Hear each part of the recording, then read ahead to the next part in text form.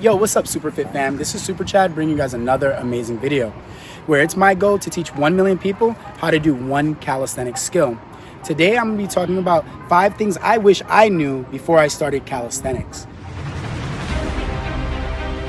Calisthenics, unlike traditional weight training, can be difficult to progressively overload over time.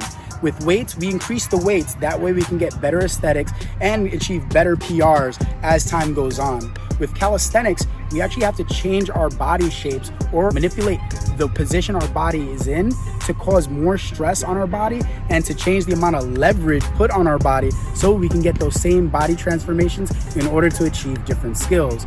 Because of this learning curve, I'm gonna show you guys 5 different things that will help streamline and progress your calisthenics journey 10 times faster. All right, so let's get into the first topic. Tip number 1, progressions. You need to be following the progressions of calisthenics.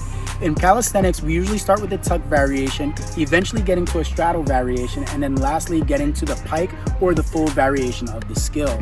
In between these variations, there are smaller steps that you can take, such as advanced tucks, single legs, and so on and so forth. But this is the same thing as in weight training. If you want to be able to bench 135 pounds, you're going to start with wherever you're at, then eventually get to 100 pounds, 110, 115, 120, until you get to that 135 pound goal.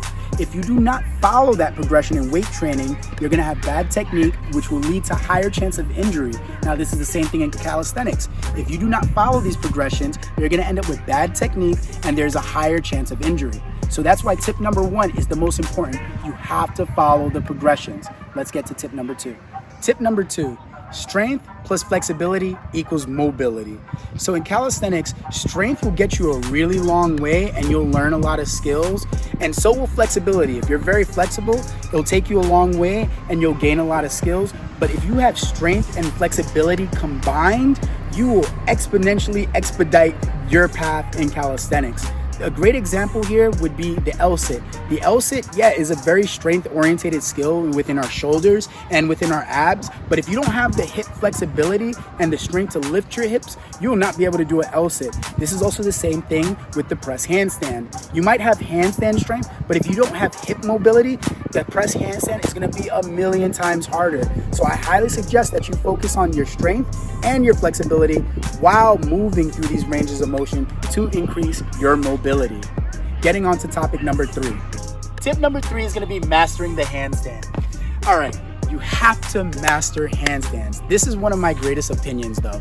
The reason why I say master the handstands is because handstands teach great body alignment. They teach body awareness. They teach body tightness. And there's so many skills that require this. When you look at planches, when you look at levers, those skills require you to squeeze your body and understand that you're squeezing your body in space. And the most basic way for you to learn this is actually in the handstand. In my 6+ years of coaching gymnastics, the number 1 skill that we teach every single kid is the handstand, and it highly transitions into every single skill that they use in gymnastics. Handstands are not limited to teaching the skills that I mentioned before. It is also great for learning front handsprings, back handsprings. When you're on bars, giants, there are so many skills that handstands help with tremendously in all forms of movement. So I highly suggest before anything, you try to master your handstand in the beginning of your handstand journey. Let's get into the next tip.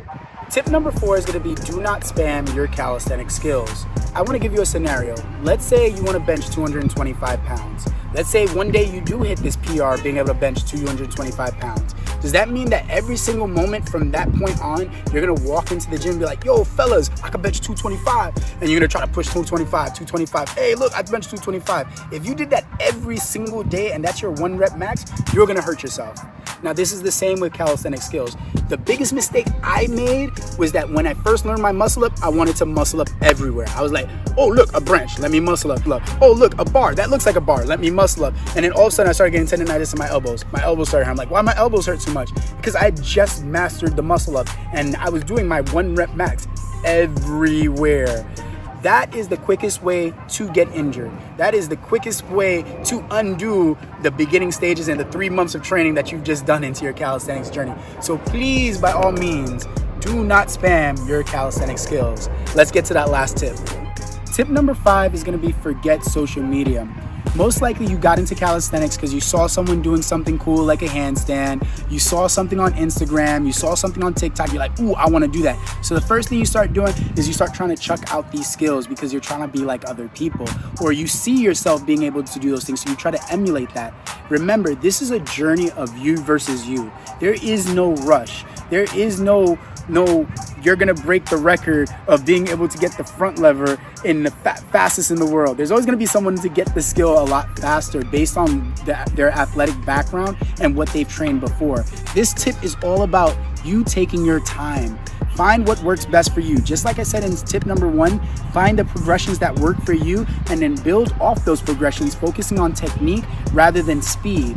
If you can work on technique, you will be so much better off when you do start finally achieving these skills. There's this very big quote, slow is smooth, smooth is fast. So go at a slow pace that works for you until you can move fast and do the skills that you want. If you guys are looking to learn more calisthenics skills, check out my playlist over here on the side. That has a list of all my calisthenics skills that I've ever taught on my YouTube channel. Also be on the lookout for my beginner calisthenics program dropping soon. I hope to see you guys in the next video. Like and subscribe to the channel, and I'll see you guys next time. Peace.